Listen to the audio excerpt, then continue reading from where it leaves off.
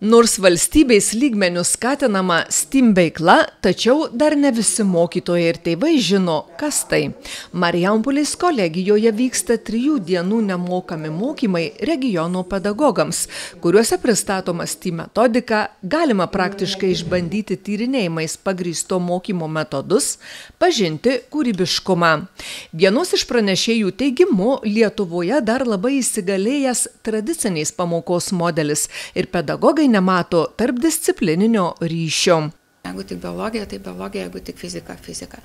Bet apjungiant tuos dalykus, galima juos apjungti labai įdomiai. Bandysime ir šiandien šičia STEAM centre parodyti mokytams, kaip galima pamatyti tą gamtą tiek biologo, tiek menininko, tiek galbūt fiziko akimis.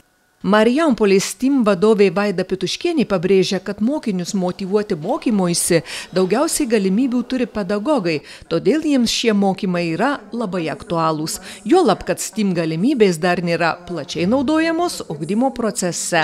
Vaikams yra įdomu ir iš tikrųjų vaikai labai nustemba, kad darydami paprastus kažkokius bandymus, jie iš tiesų mokosi biologijos, jie mokosi taip chemijos, kad konstruodami robotus jie iš tikrųjų turi naudoti labai daug matematikos žinių, pasiskaičiuoti kampą judėjimo ir taip toliau. Ir tas mokymasis, patyriminis mokymasis jiems yra patrauklesnis, įdomesnis ir labiau atliepia šitos kartos vaikų mokymosi galimybės. Šiandien susirinko tiek mokytojų, mes galim spręsti iš to, kad mokytojai vis tiek yra susidomėję to ir galbūt patys nori jau kažką tai atnaujinti savo dėstymuose. Anglų kalboje trumpinys STEAM reiškia mokslą, technologijas, inžineriją, menus ir matematiką. Tai labai plačios temos, bet jos kartu yra glaudžiai tarpusavyje susijusios.